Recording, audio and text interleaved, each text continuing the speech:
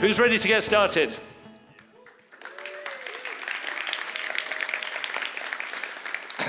Okay, so very proud. It's time for our first panel. And the title of this is Next Gen Real Estate, Innovation Visions for Today's Business Challenges. And I'd like to invite our moderator, Evan Butters, onto the stage, Development Associate at Butters Construction.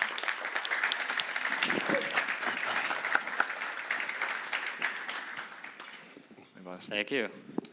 Thank you, sir. Thank you.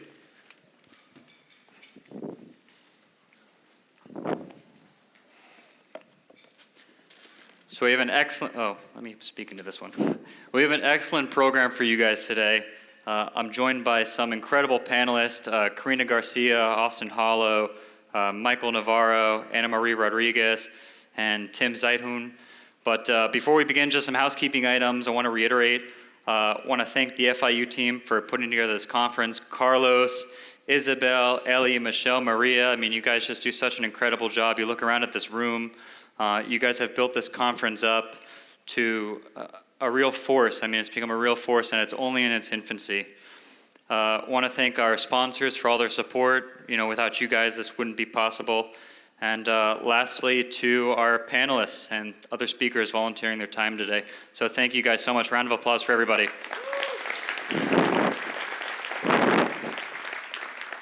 And how are we feeling today? Everybody feeling good? Good? A little bit louder. Come on, a little louder. All right, there we go, there we go. All right, finally. All right, I got to do David's job for him. No, I'm just kidding. All right, so without further ado, let's bring out our panelists. Karina, Austin, Michael, Anna, and Tim.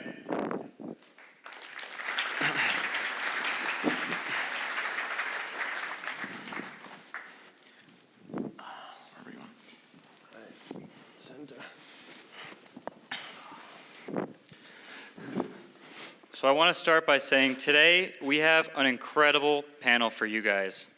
So not only are the panelists sitting next to me some of the brightest in the industry, but they're truly the next generation of business leaders in Miami.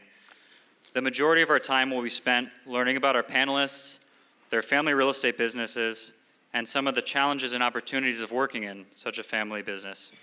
And if time permits, we'll discuss their views on various topics, from interest rates and the political environment's effects on real estate, to development trends and technology being implemented by this generation and how it differs from the last.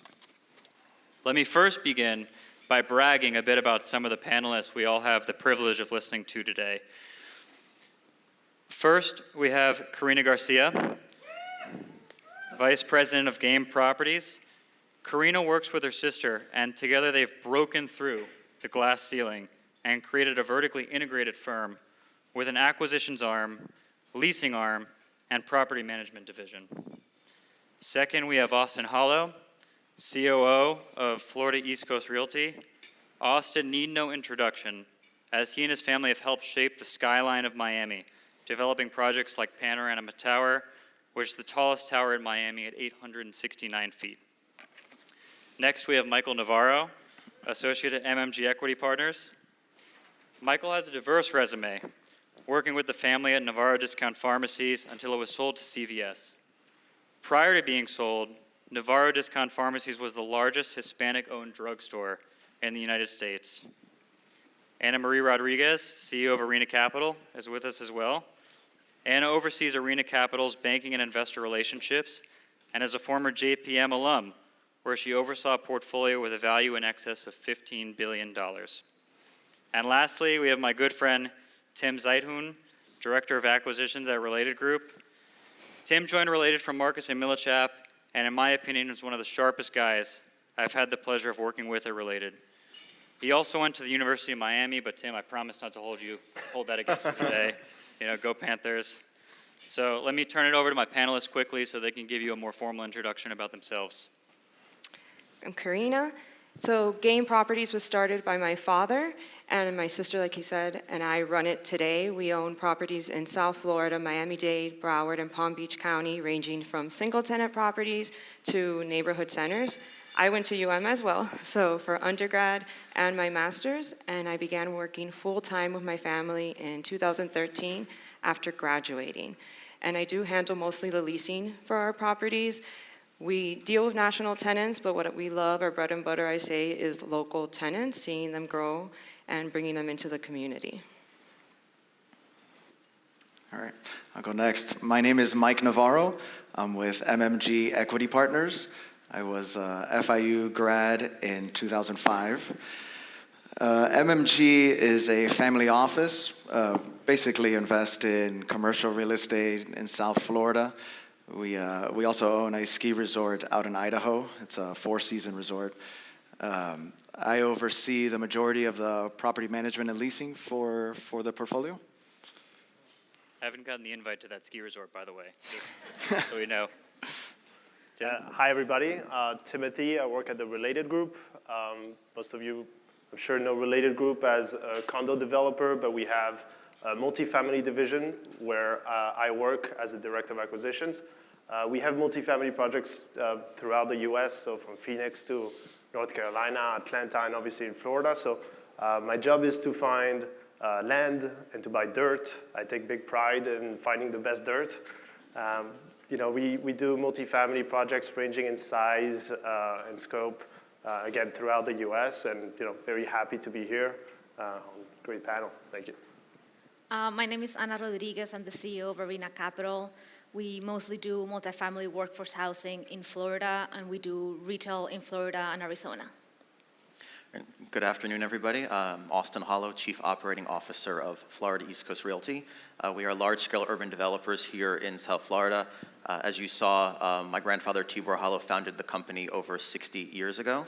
Since then, we've built over 60 million square feet of construction. My role as COO is I'm overseeing most of the day-to-day operations at this point. So leasing, marketing, management, insurance, all that fun stuff, but always busy, always having fun with it. Looking forward to a great conversation today, so thank you. Excellent. One other round of applause for our panelists, please. So excellent. So let me tell you guys a little bit why this panel is so interesting. We're going to start with some of the challenges and opportunities of working in and running a family business. So only 40% of family businesses make it to a second generation, and even less so, 13% to a third.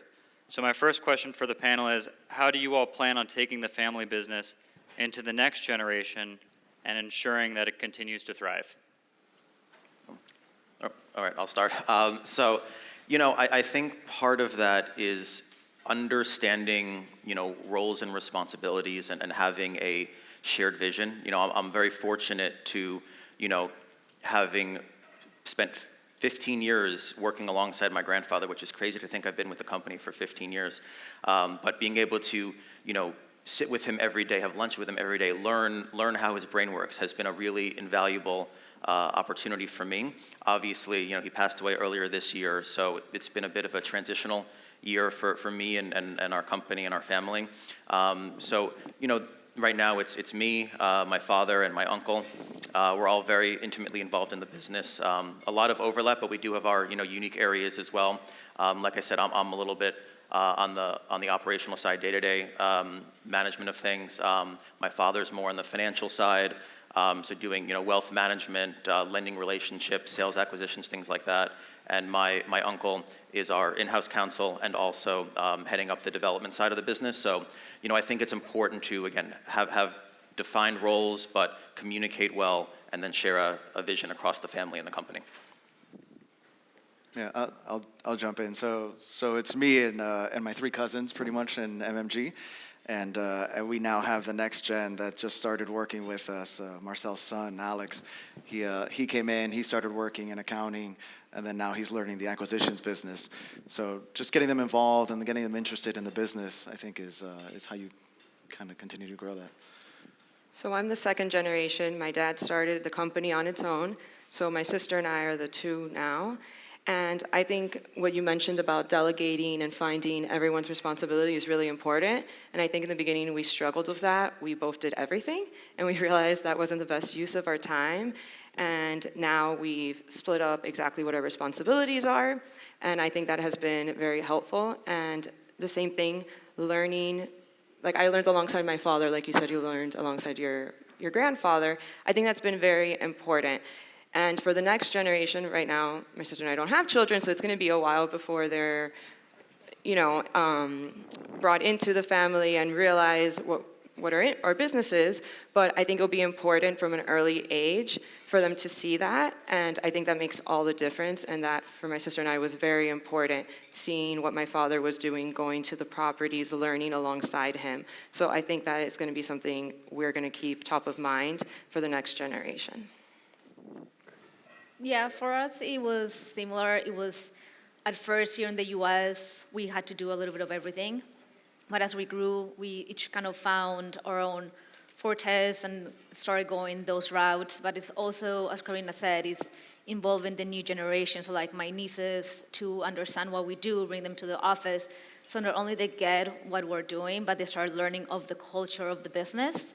So it grows with them. So I'm not related to the family, but I am unrelated. Good one. But Tim, look, but Tim, you have an interesting perspective because you started at Related and saw the transformation from Related led under George Perez to now under the stewardship of JP. So what's that like? yeah, absolutely. What was that transformation like? George still shows up to the office every day and works more than me and everybody else, but it's very interesting to see the transition that's happened there. I've been there for 5 years, and John Paul, who is now the president of the company, really grew into overseeing every aspect of the company, from the affordable housing, condo, to this multifamily division that I'm in. And I can say the same thing for his brother Nick, who's now the president of the condo division. So it's great to see how a family can transition, but yet replace with even more greatness and keep growing.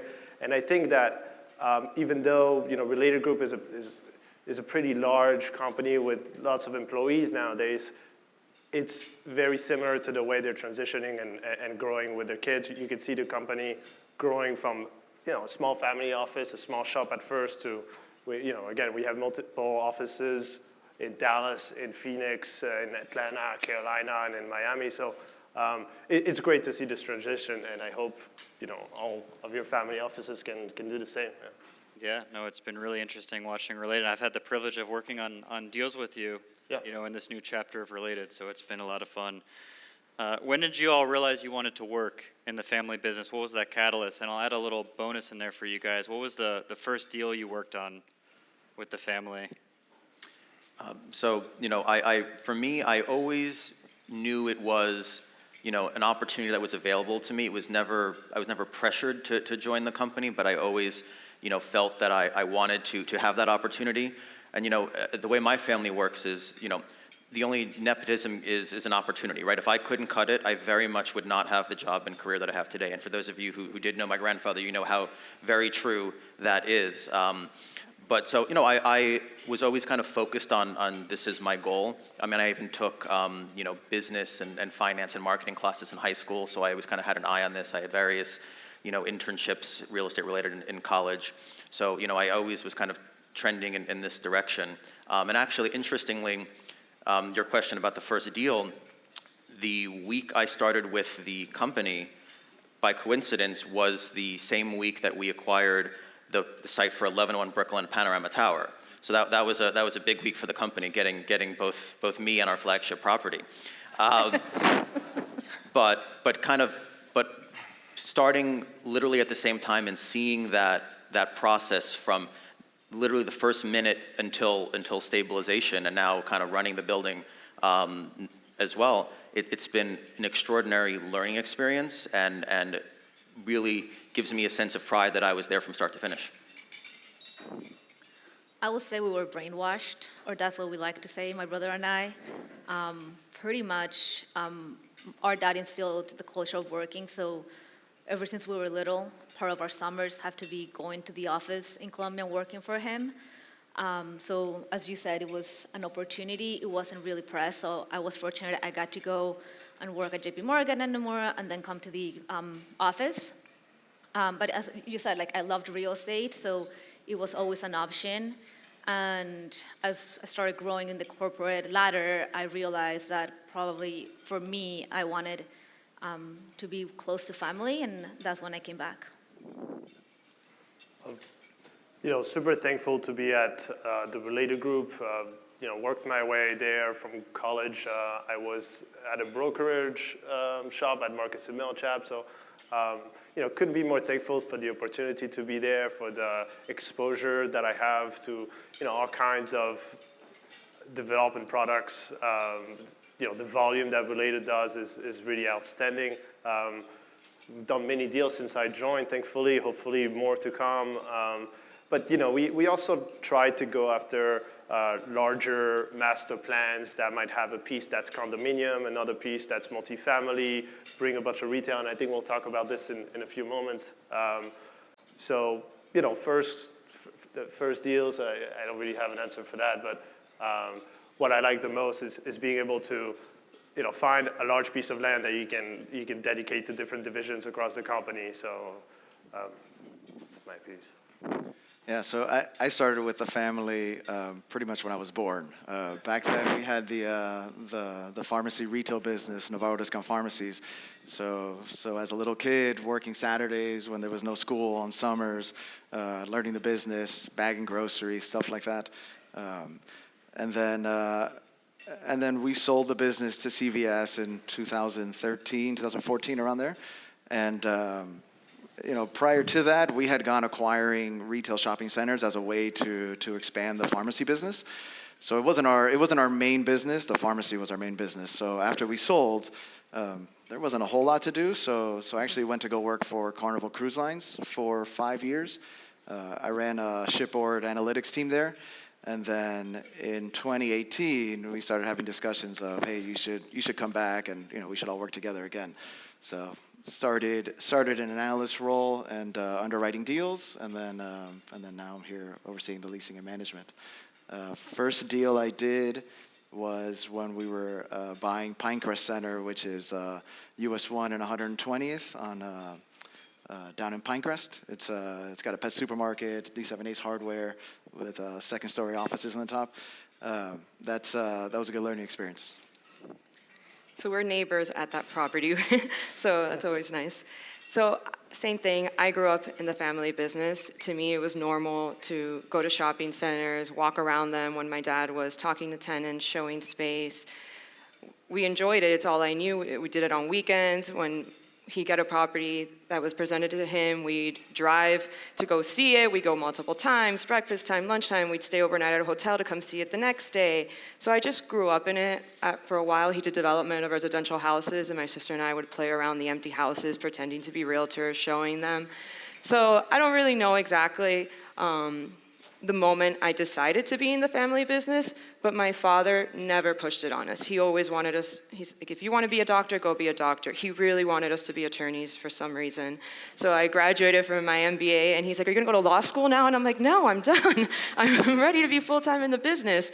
So it was never forced on us, which I think is important. It needs to be a choice. If it wouldn't have been something I was interested in, I wouldn't be doing it. And in terms of working, I always worked part-time at the company, and my dad was the same. In summers, summer vacation didn't exist. You had to work part-time, you had to come into the office, whether I was in high school and it was just filing or helping organize, was always involved. And when I was at University of Miami, my office was a few minutes away in Coral Gables, so I was always going into the office when I had a large break in between classes. So I was always in it. My first deal, I would say that's a deal that I chose to buy, is not too far away from here. It's a Wendy's on 8th Street and 141st. And it was the first deal that I actually did all the underwriting for. I realized it had below market rent, and I brought it to my family, my sister and my dad, and said, I think we should really go after this building. And it's an exciting one. And now it's coming full circle, because the reason I wanted it was because of the below market rents. And now the tenant will be vacating. So it's been really fun seeing the leasing activity we're getting on that space and knowing that we're going to be able to raise the rent significantly. And it's a good acquisition. Free burgers with your React ticket, by the way, at that Wendy's, just in case you guys are passing by on the way out. Michael, I wanted to ask you a follow-up to one of your points, because you had some experience on a hospitality and retail side. So what was that transition like now, going full-time into real estate? It was different. It was an industry that I hadn't been in day to day. So I was really learning from the bottom, learning what rent rolls are, what a lease looks like. I studied business management because when I came to FIU, career path was a little different, and I mean it's been a great learning experience, just networking with people and asking a lot of questions and learning from all the experts. Also have a very good team that has been very helpful. So. Of course, that's what I was going to say, and an excellent team to work with and learn from. How would you all navigate your real estate career differently if you weren't born into a real estate family from the start? I honestly don't think I would do a lot differently because I approached it kind of with that perspective already. I was looking at it as though, I knew I enjoyed real estate, but I wasn't quite sure how or if I fit in with the family business. So I made a very deliberate point to embrace as many unique perspectives as possible, and that's what I would suggest for anyone, whether they have an opportunity like we had or not. Like I told you, I studied business finance courses in high school. I did multiple internships in college. I obviously had the development perspective through my family. I worked for a lender one summer. I worked for a broker one summer.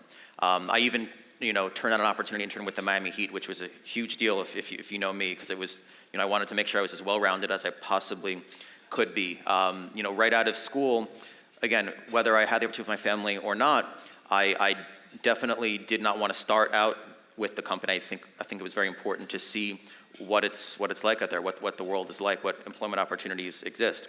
So I did a 2-year rotational analyst program at L&R Partners in Miami Beach doing CMBS. So it was, I think, the perfect opportunity for me out of school because, I got to do surveillance, acquisition, special servicing, REO disposition. So, and also make a lot of really good connections there and some friends who I'm still in touch with today. So, that I don't think would have been the long-term fit for me, whether I was going to move with my family or not, but it was a wonderful first experience. So, the best advice I could give in general, whether it's to someone up here or not, is make a point to educate yourself as much as possible and embrace as many unique perspectives as possible.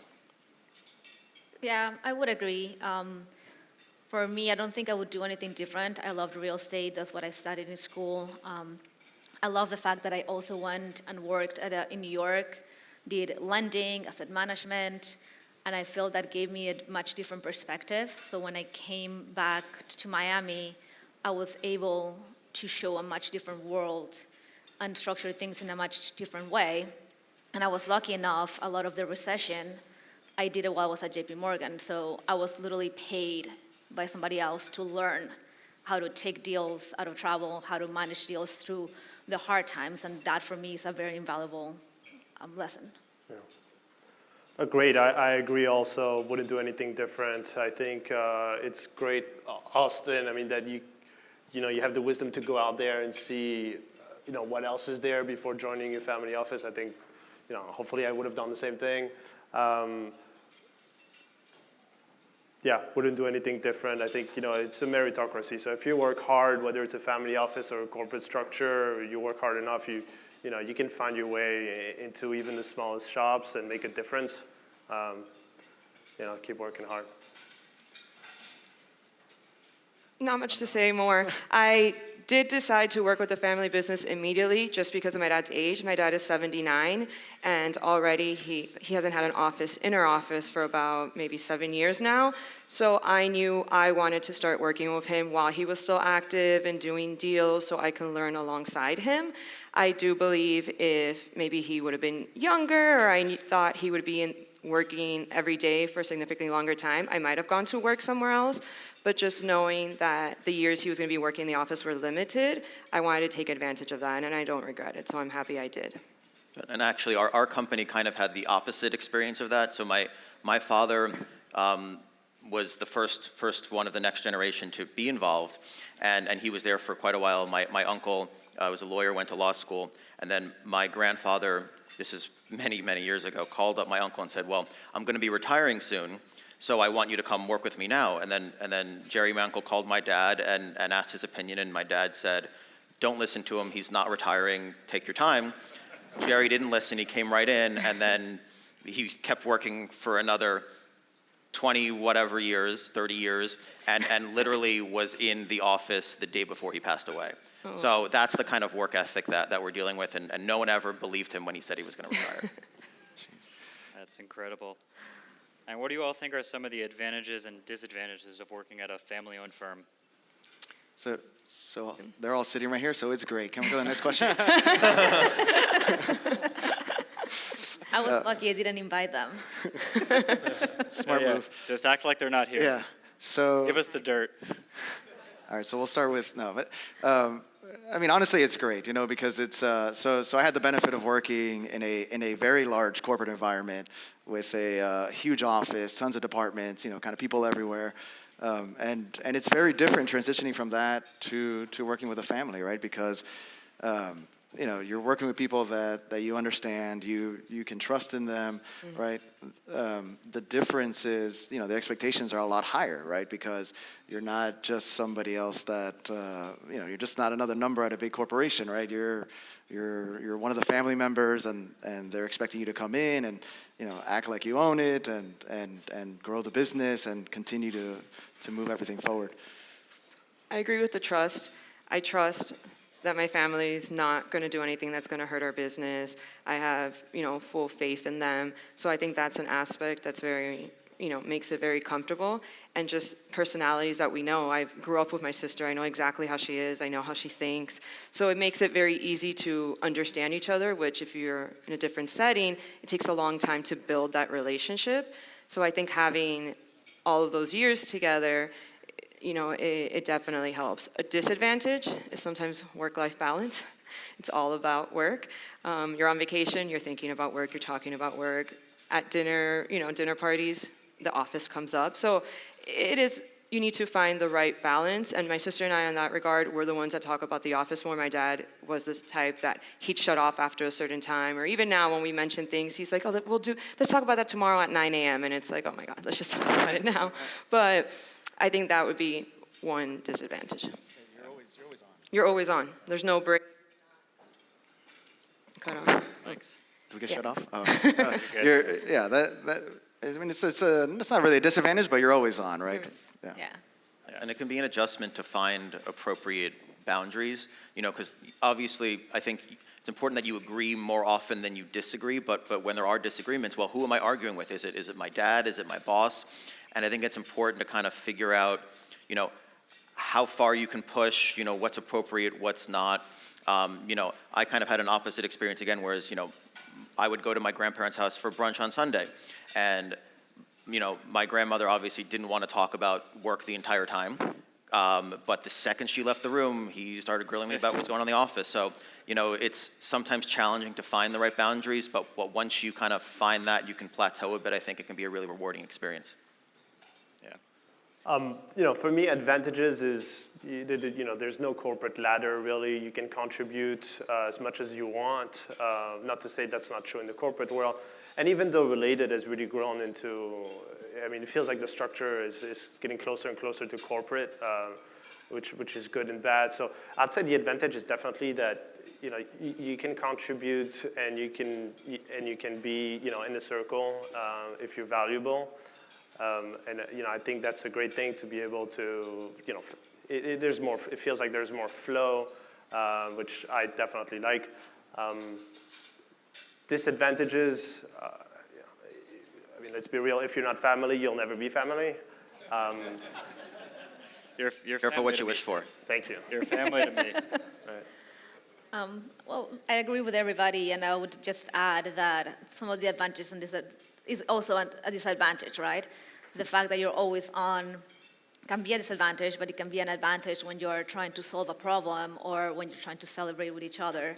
And is the trust, I can go out there and do something or make a mistake and know that I won't have a reprimand, but I'll have a team behind me figuring out how we're going to fix this together. Excellent. Excellent. And how are you all finding that you're viewing opportunities differently than the generation past? So Tim, let's start with you at Related. How are you finding you guys are viewing opportunities now under JP versus George, if any different? Yeah, I would rather pitch a deal to George than JP. It's, well, obviously, you know, father and son, they're very enthusiastic always at first. And generally, you know, there's no roadblocks. They're both very pro-business. Obviously, they want to do projects, they want to build, so do I. So, yeah, no, the only reason I would rather pitch a deal to George is because of his character. He's more fun, I guess, in a way. I hope I'm allowed to say this. Yeah. All right. Excellent. Excellent. Now let's jump into technology a bit, because I know, Karina, you mentioned that you guys are using social media a lot outside of the traditional platforms like LinkedIn and LoopNet. So walk us through how that's changing your business and how that's kind of unique to our generation. Yes, so we are using Instagram in particular, and we use it for multiple ways. One is to attract tenants, so I direct message tenants on it, and we get great feedback. Even if they have somebody doing social media, the owners are always also reviewing the accounts. So we've done, I think it's 4 deals that are people we directly messaged, and they are already established businesses. So in one way, I've already vetted them. I know they're established. So that's one benefit of knowing that it's already existing. And it's just been a great way to get tenants. Also, we use it just for people to know who we are more. People started following us. Now people see what type of properties we have, because I post when we're out at properties. People send me messages. They're like, I saw you're at this shopping center. Do you have any vacancy coming up there? So it's been great in the real estate community as well to showcase the type of assets we own and showcase our vacancies and just even like showcase more about ourselves. My father was very quiet. People didn't know him. He didn't like to be seen or known. So when my sister and I started working, even when we mentioned the name of our company, people said, I've heard of Game, but who owns it? Who are you guys? They didn't know much about us. So it's been a great way for people to get to know us. So that's one way, that's something different we've been doing, using social media. Okay. Yeah, I'll jump in. Social media, we use a lot. So, you know, we're renting apartments on yearly contracts. So we'll have influencers. Sometimes we'll, you know, trade an influencer a unit for a year in exchange for social media's post every now and then to obviously attract a renter base. It's a huge way for us to advertise. You know, you're looking for a place to move in nowadays. The competition is huge, so you have to differentiate yourself. Social media is one tool. You know, all of internet, Google, whatever it is, we go hard on that for sure. Yeah, we use it a lot more, not on the back end of deals, but more to get out, you know, when we acquire a property or when we sign a nice deal with a big tenant, or just to get our names out there. Do you find it time consuming to go out and film stuff? We don't create content the way people do. It's nothing. Content creator. It's nothing fancy. Ours is very, very organic. Yeah. So I mean, it is time consuming, but I'm not putting thought into it. Like, what am I going to post today? I'm literally posting. If we go to a meeting, I post about the restaurant we went to. If we go get a coffee, I post where we got a coffee. If I'm here, I'll post about this. So I'm not spending too much time on it. Excellent. And let me ask you guys about some development trends. You know, in our generation, and it's becoming more prevalent, you know, we're hearing the term live, work, play a lot, which describes that real estate trend of incorporating a lot of different property types and uses into the same project where you essentially never have to leave. On the use side, I know on the industrial side, you know, we're seeing a lot of recreational users come in and lease space rather than those bulk, you know, users, the Amazons of the world, so to speak. So, you know, what are you guys seeing as far as that shift and that trend? So, you know, people tend to, you know, sometimes think about live, work, and play as a newer concept here in Miami, and the reality is, and Evan and I were speaking about this, that, you know, my grandfather was the first developer to do that here in Miami back in the 70s and 80s, specifically in the Omni area, and he recognized with his developments there that you can't just put up a residential building, right? People need a place to work, to eat, to shop, you know, parks where they can have outdoor activities, recreation, and so he built in that area a mall, condos, office building, a marina. So he was one of the first to create, a real livable, walkable neighborhood. Even in Brickell, he built the very first high-rise with the very first restaurant in Brickell, and juxtapose that with what we're seeing today. I mean, it's an entirely different world. His joke was that the city hired 2 guys at 5 o'clock to come roll up the sidewalk because no one was downtown after 5 o'clock. There was no nightlife, there was no activity. So the world is entirely different now. And I think, it used to be for prior generations, our parents, our grandparents, the dream was that, that house in the suburb, that single-family home with the white picket fence and the 2.5 kids and the dog, and that was what people wanted. And I think this next generation is very much shifting their perspectives. There's a trend kind of going back to the heart of the city. For downtown urban living, I think people want, mobility and flexibility and vitality. The idea that you can live in Brickell, as an example, and then walk across the street to work and then go to dinner and not even have a car, I think that's a pretty incredible thing. And I think that concept, it's almost a little counterintuitive, can actually keep some cars off the road, because the person who is living, working, and playing within a few blocks of their house, that's not a car that's going to be on the road. So I think there's been a huge shift in how this next generation wants to live their life and the kind of lifestyle people want. Yeah, totally agree. You touched them all. For me, the biggest waste of resource and time is commuting. So, if you have to drive an hour, 2 hours to work, nobody wants to do that, right? So if you can live close to where you work, and nowadays people even work from home, so that's completely changing the landscape, like you said. The people want to have everything right now, right here, as fast as possible. So, they like to live maybe on top of a Publix or Whole Foods. Personally, I think that's the best amenity for an apartment building, is to be near a grocery store. Just for convenience purposes, obviously, I would rather the Publix to be across the street, so I don't have to share a garage with them. But people want to stay home. They don't want to go too far. They want to stay in their comfort zone. And I think this live, work, play is the entire basis for this. It's great to see it happen throughout, South Florida. It's really happening throughout the U.S. There's plenty of shopping centers and malls that are getting completely, redone, reimagined, bringing all kinds of uses, and it's pretty exciting. It's interesting you mentioned the point on the mall, because when we were preparing for this panel, Karina and I were discussing that, and Karina's seeing a shift. I think you're working on a couple projects which are going from mall to neighborhood retail, and then I think you mentioned there was a shift also from retail to medical office, right? Just in general, we've seen many of the tenants are coming out of the malls and they're going into neighborhood centers located near the malls, and this is just for convenience. I mean, it's easier for somebody to go to a retail strip center, go get their nails done, get a coffee there, go to the gym there, do everything there, versus going into the mall, having the hassle of the parking. There's not as good as visibility when you're inside of the mall versus when you're in a shopping center outside of a mall. So there's been a big shift of tenants leaving the malls into neighborhood centers. I mean, you see this with J. Crew, Nordstrom Rack, et cetera. They're leaving the malls and coming into smaller centers. And it's also the rents. The rents for them are less because malls tend to have very high rent. So we've seen a big shift of that. Medical as well. So many medical tenants. This week alone at one property, I've had 5 different calls for medical tenants.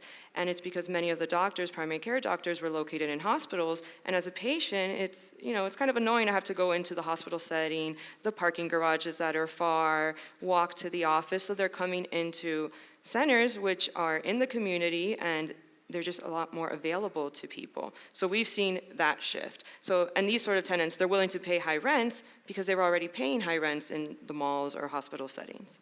And they also help with your shopping center. What we've seen in some of the listings that we have done for medical use, they lack the fact that they have an actually good cafeteria, like a good coffee next to them, because that's an amenity for somebody to go to their office.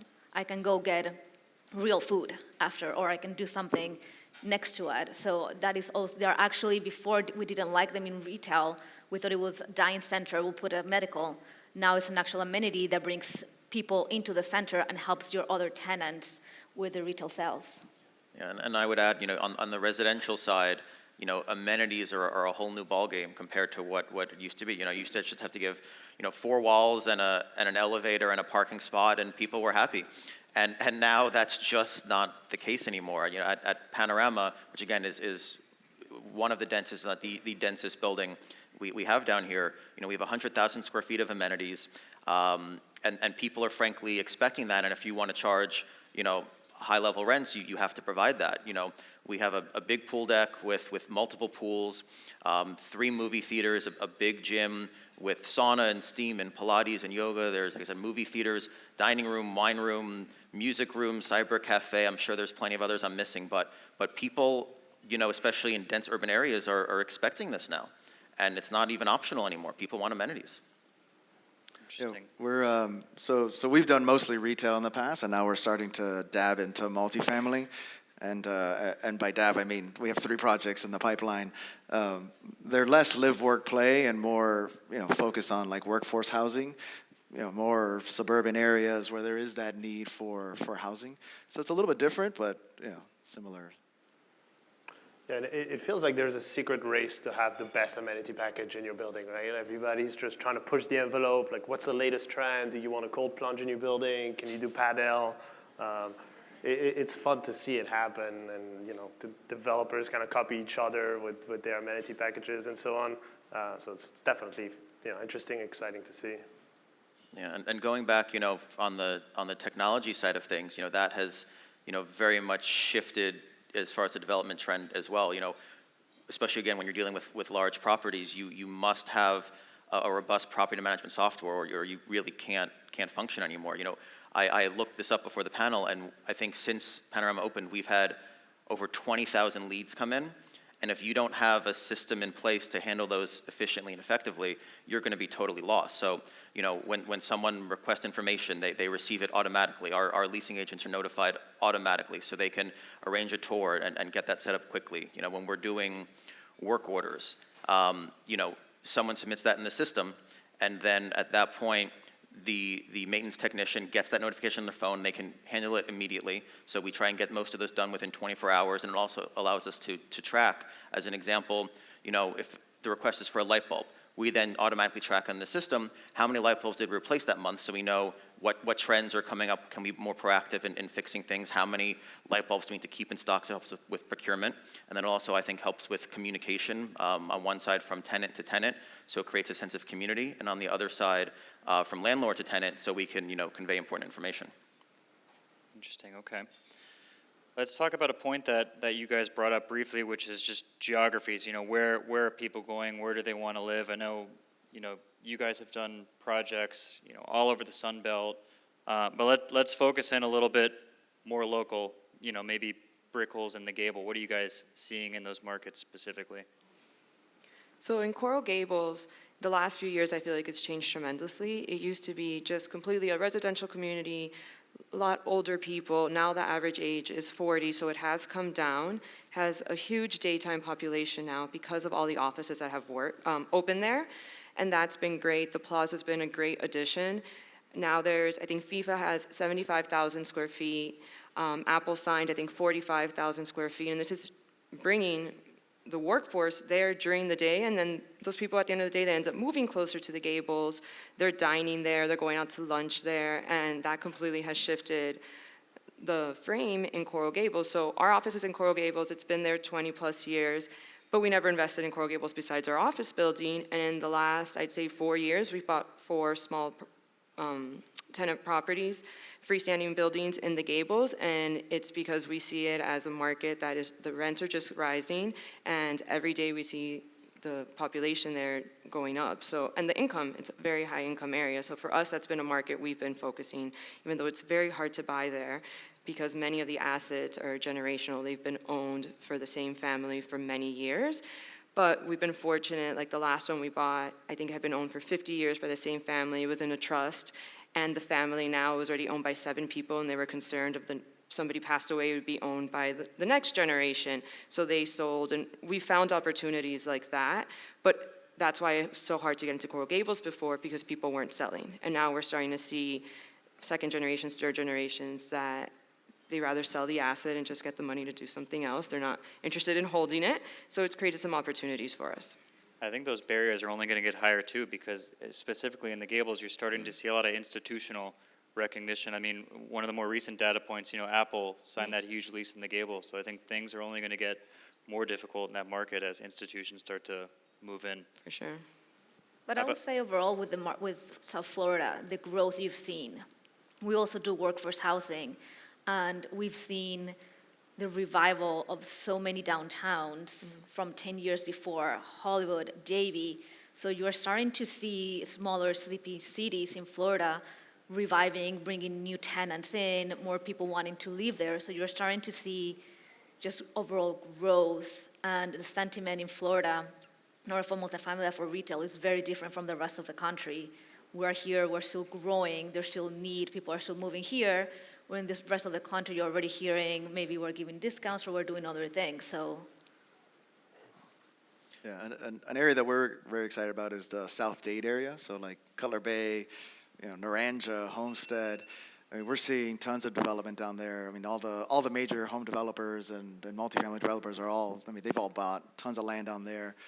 I think at some point I was tracking, it was like 11,000 units were in the pipeline, either in the planning stage or already in the development and delivery stage. So we've bought a few retail centers down there. We actually just closed on one last week with a partner that we're pretty excited about. So. Obviously, huge growth all over South Florida.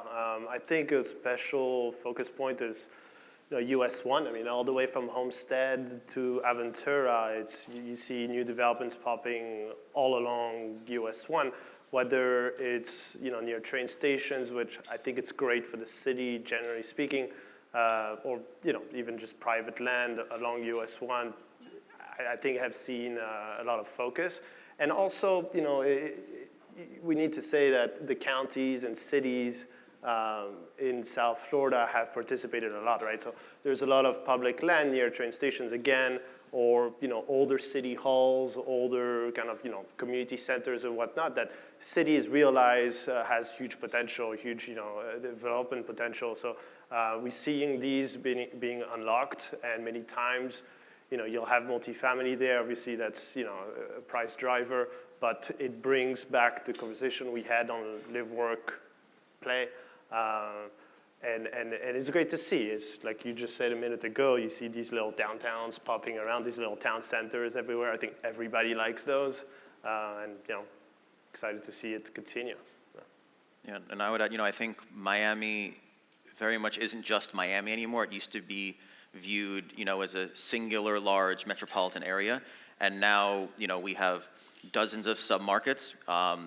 Downtown has multiple unique neighborhoods. I mean, even, Brickell isn't just Brickell. East Brickell is different than West Brickell, is different than South Brickell, all with different demographics, different dynamics. So I think, it's a shift in perspective. You have to get a little more granular now. I think, we've all probably had the experience where, you're dealing with an appraiser who isn't from here, maybe from Atlanta or someone else, and again, thinks of Miami in a more ubiquitous way. And you have to almost work with them and educate them because, this is our community and we know what it's like here. And as a quick aside, I think it's interesting to see what's, happening demographically to our community overall. And this is an interesting stat. At Panorama, from a trailing 6-month perspective, for new leases, not renewals, but new leases, more than half of our new residents are coming from outside of Miami-Dade County. And that's been consistently the case since COVID. And I wasn't surprised then, but I'm actually a little surprised that that's still the case today. So I think it really says something about, what's happening to our community and how vibrant and attractive our community is. Yeah, but the lasting growth down here in South Florida and Miami in particular. Yeah, and just to jump on that, I mean, you talk about the different neighborhoods, but it's amazing. Miami and South Florida overall, we have retail centers all over, kind of sprinkled everywhere. And I mean, if somebody leaves, I mean, I'll get a tenant right away. The tenant demand and the vacancy is just unreal. It's like nothing I've ever seen before. And we have the best office market in the country, probably. I mean, this is the only office market that's doing really well, or one of very few. Yeah, excellent. Okay. So I think we're going to move to a Q&A now, right? We have David here who's going to For our panelists, I think we have about 5 minutes left for a Q&A if you all want to ask our panelists any questions. Yeah, so I think we have a microphone to be able to hand around. Do we have a microphone? Is that something that we have? If not, we can just, I guess, speak loudly. So thank you. I think this has been a fantastic panel, and we're learning a lot. I mean, there's so much that you guys are sharing. I'm noticing sitting here, it's just, so many different subjects, so much good information. Can we open this up? I think we've got about 15 minutes to open this up to the floor and see what questions we have. So Thank you. Well, while they work to pass around the microphone, let me open up with one, because what I was really inspired by in this group is, when we met to kind of plan for this panel, we were talking about how this generation is so different, and one of the topics that came up was philanthropy. And Karina had a really incredible philanthropic endeavor that she was working on related to real estate, which I think is definitely worth mentioning here to a lot of the women in the room, because Karina and her sister have built such an incredible firm, and I think it's important. Thank you. So it's not really philanthropic, but one thing that I want to mention is the Women's Investment Summit. That's March 13th and 14th, and it's put together by Beth Azor, who's here, and it's to encourage women to invest in real estate. Every year I see more women involved in real estate, which is great, and that's not the way it was a few years ago, but I want to see more and more each year. Only 3% of properties are owned by women. That was a statistic, and half of those women acquire them either because of family or spouses. So the Women's Summit incentivizes women, teaches women, you meet other women that are investing in real estate. So I think it is a great opportunity for every woman to attend, and there's still a few tickets left, so that's March 13th and 14th in Dania, so I highly encourage every woman to check that out. And for the men in the room, let the women your sisters, wives, friends, let them know about it as well, because it'd be great to continue to see more women in real estate. And I Thank think you. And I think that's important for a lot of the students in the room who are wondering how they can kind of get their feet wet, to get advice like that. That's very, very valuable. Thank you. There's also Florida Retail Summit, which is by Jeffrey Stevens, and since you mentioned students, and that it helps send students to like ICSE conferences and other events, so that's something for students to check out and for people to get involved in as well, and I know we send a student to ICSE, and it's a great event and opportunity as well. Excellent. thank you. So with that said, let's move into the audience. I'm sure you guys have some questions. Yes, I have this. This lady was fast to raise her hand so quickly. So this table right here. I have the mic here. Maybe I can start with a question. Hello, thank you for your time and being here today and sharing your knowledge. My question is, with the experience you've learned so far throughout your careers, if you were to start over without the opportunity of your family and you were from point zero, what would be your plan of action?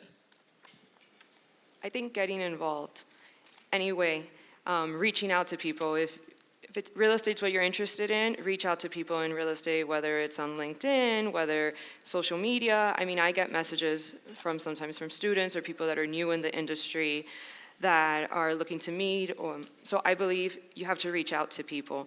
Start a group if it's you and a few friends that are new in the business, get together, share ideas, learn what you're doing, help each other. I think that's one of the best ways. So you can go building your network, and that network you're going to rely on going forward.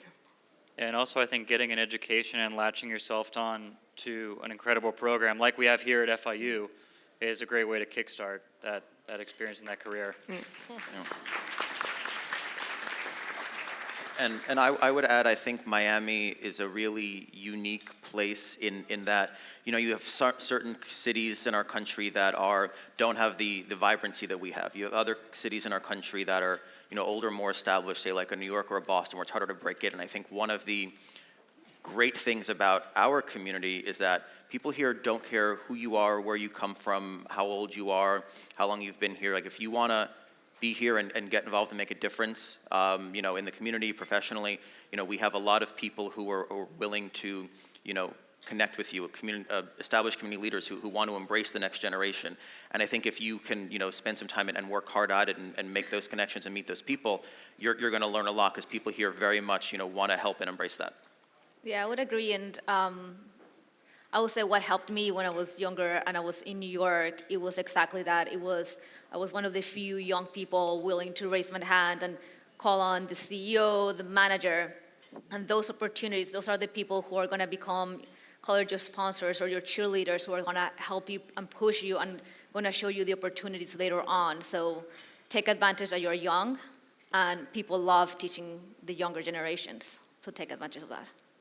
Yeah, definitely, find a mentor would be the big one, and attend the events, attend networking events, the ICSCs, all the local events. I mean, if you're not a social person, I'm not super social, but still get out there, talk to people, make friends, because those are the relationships that you'll continue forever, and you'll never know when a deal comes from.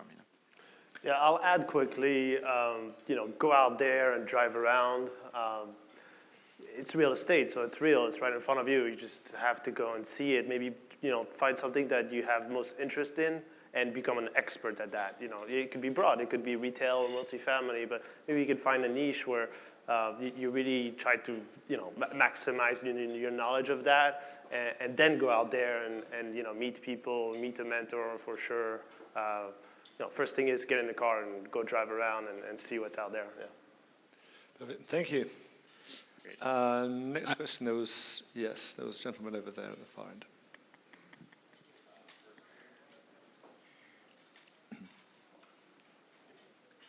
There was a guy over there that had a mic. Test. First off, thank you guys for coming. I'm sure there's a lot of other things you could be doing, but instead you're here sitting on the stage giving an awesome insight into the South Florida market. So I have a question specifically about Live Local, and I think, Michael, I kind of have a question for you on this. You said your firm is kind of taking a stab at multi. Is it a coincidence that this act passed and you guys are focusing on workforce housing, or are you guys implementing into this? And I think there's a few others on stage, I'm sure, that are taking advantage of the recent legislation passed, and I just want to maybe touch on that a little bit. Sure, probably not the best person here because I'm not in the day-to-day on that, but my team is. If you want to talk to Marcos Puente or Josh, they definitely help out more with that. But I think it is. I think it's going to help. The people that I've spoken with that have used it. Where they're seeing is it really accelerates the process of getting the planning and zoning and from the time where you think about starting a project to the time where you actually can do it, you're really compressing that down. I can jump in. Live Local, super powerful. For those that don't know, you can grab the highest density in your municipality and the height, I think, within a mile of your subject property. So you can really intensify your development, but it comes at a cost. Obviously, you have rent limits, so there's maximum rents that you can charge depending on the income level of your residents. And then you do get something, a little bonus, you'll get tax abatements for those units, right?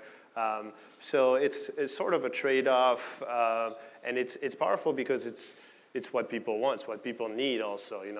Obviously, those Live Local projects are most powerful in those urban areas because that's where there's a lack of workforce housing, and at the same time, that's where you want to really blow out your property or go as high and as intense as possible. So, pros and cons. Nobody really wants to be locked in for a 30-year, rent restriction agreement with the county.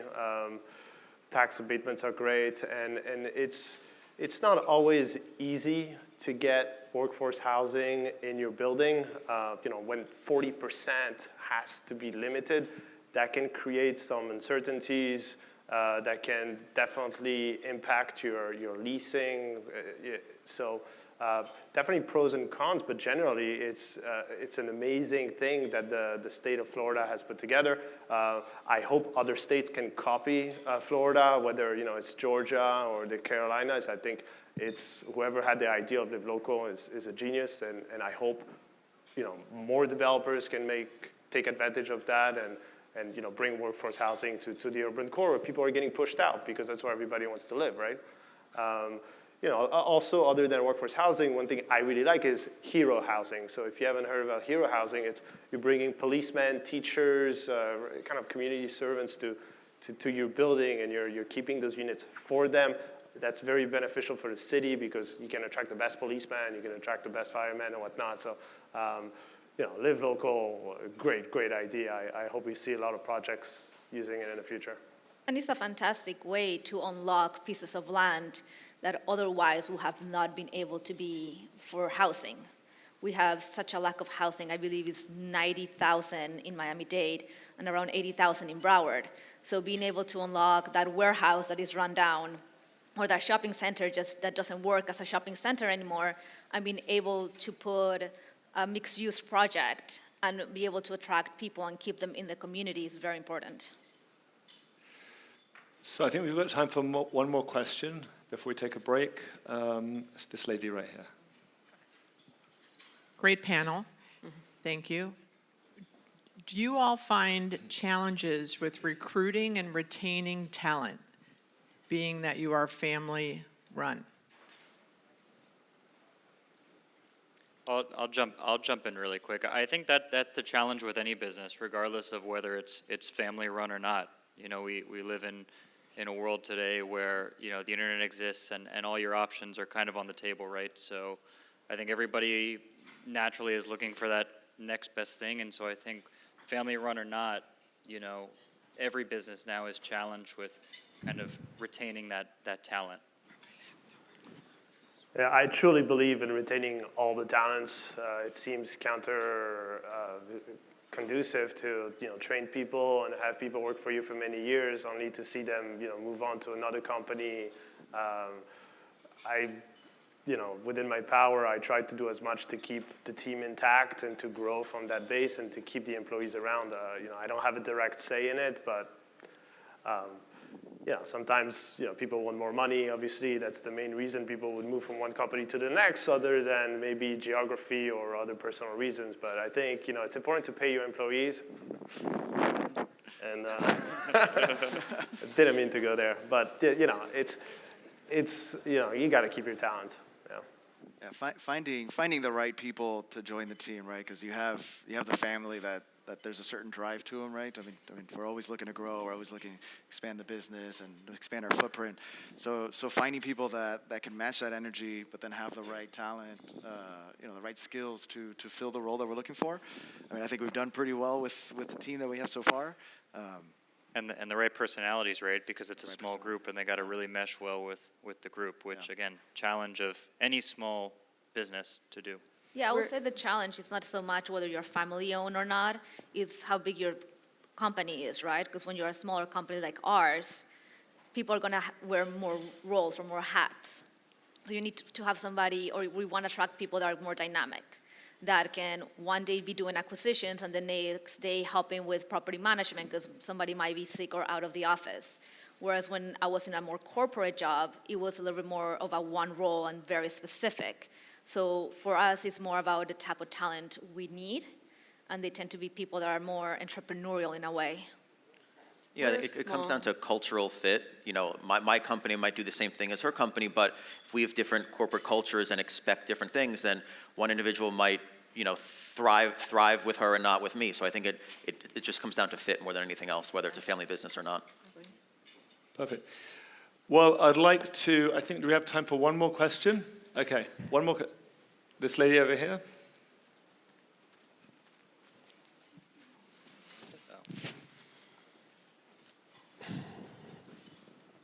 Thank you for sharing so much information today. Thank you to all the panelists. I do have a question. I keep hearing the term West Brickell. Is that referring to perhaps a continued expansion westward from Brickell? And I guess the question would be for Tim and Austin. They might have an answer to that. Well, I don't know that I'm necessarily using it as a defined term, but certainly, we live in Florida, and obviously a lot of the waterfront land has been developed. So I think it's only natural that communities are going to grow. We're bound by the water on one side. That's nothing you can do about that. So I think it's only natural and organic to kind of grow in other directions. And in downtown and in Brickell, it's kind of growing west. It used to be, it was only the one main thoroughfare, and then if you went a block or two west, there was nothing to see or do. And I think it's a wonderful thing that that's evolving and the community's growing in multiple different directions. So that's kind of how I mean that.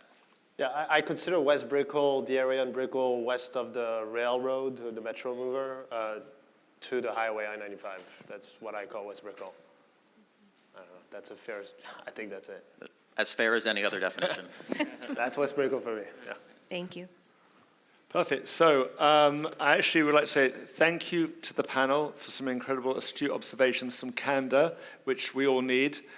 Please put your hands together for the panel. And of course, Evan, for our incredible moderation.